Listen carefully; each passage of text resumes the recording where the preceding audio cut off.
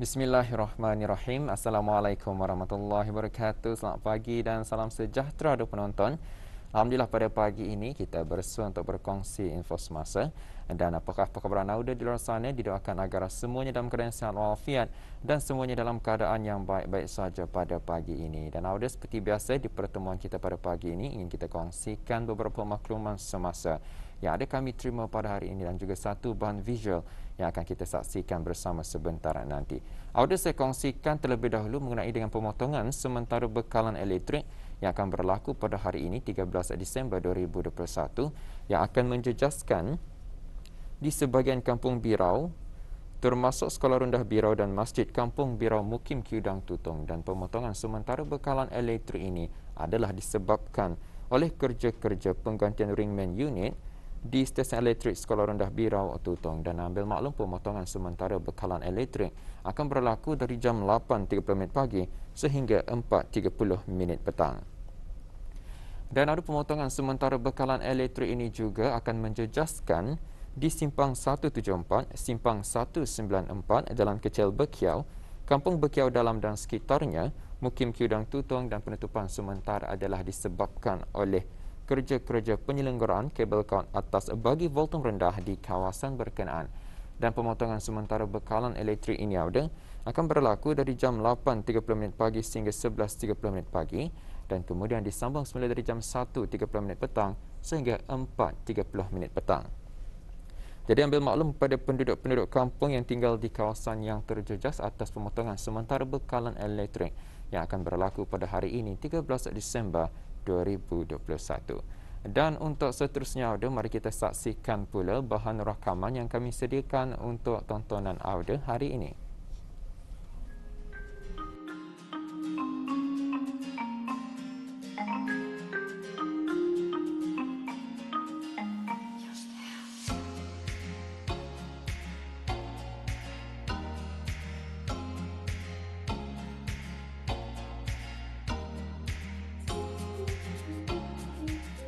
Berbagai cara dan kegiatan yang boleh dilakukan untuk mengisi masa terluang setiap hari. Lebih-lebih lagi jika seseorang itu mempunyai hobi.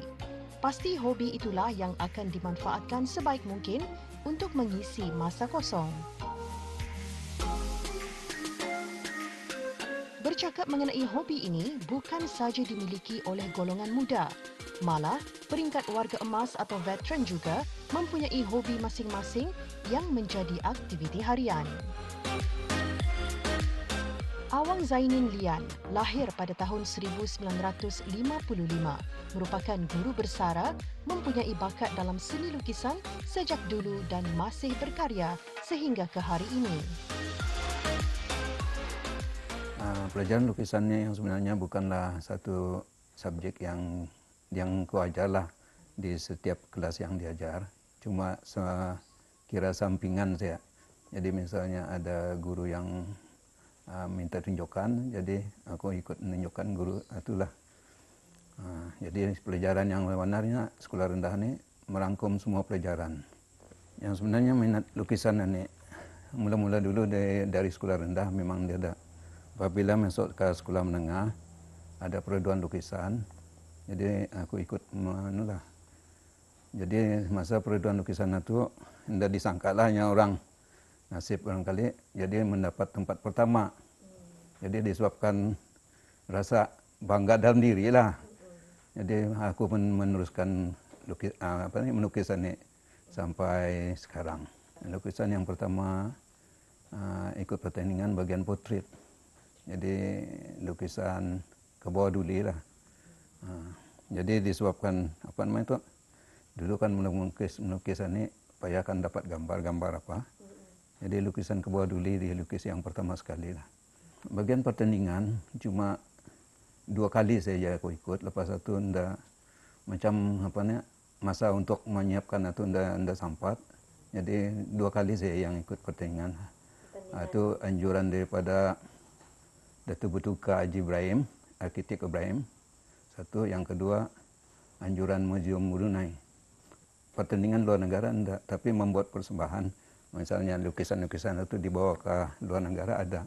Misalnya contoh dalam tahun 89 menyertai menjelajah Asia yang dianjurkan oleh Philip Morris dari Singapura.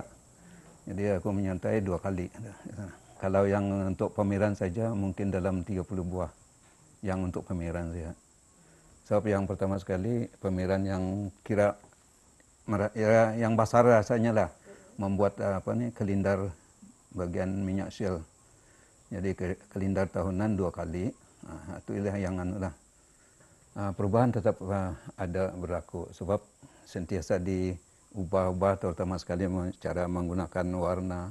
Kalau dulu cuma watercolor, pensil color, lepas itu berubah kepada oil minyak sama akrilik. Jadi jenis lukisan pun berubah juga daripada dulu menggunakan jenis portrait ataupun alam benda saja. Lepas itu bertukar kepada landscape, kemudian jenis budaya-budaya dilukis. Misalnya ada gambar orang membuat anyaman, membuat macam-macam lah jenis budaya sesuatu Siapa kata sudah berusia tidak memungkinkan untuk berkarya dalam seni lukisan? Hasilnya, di negara kita ramai pelukis-pelukis veteran yang masih mampu untuk menghasilkan lukisan yang indah, unik dan seakan realiti.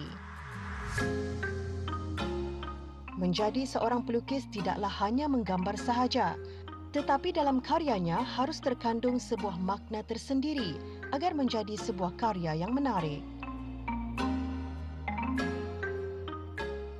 Yang sebenarnya melukis ini tidak pernah aku belajar daripada sesiapa pun kecuali masa sekolah, misalnya untuk peperiksaan. Lepas satu disebabkan ada minat lagi, jadi membuat sendiri untuk melukis supaya apa yang dilukis itu merasa puas rasanya untuk dinikmati sendirilah. Kemudian kebanyakan ada orang yang meminta lukisan-lukisan yang kubuat itu, ada orang kan membeli dan sebagainya kan. Tapi tidak aku menjual, sayang juga rasanya. Kawan-kawan masa dalam persetuan seni lukis itu kan, jual saya dapat duit, benar dapat duit. Tapi sayang rasa lukisan itu, jadi jarang aku menjual.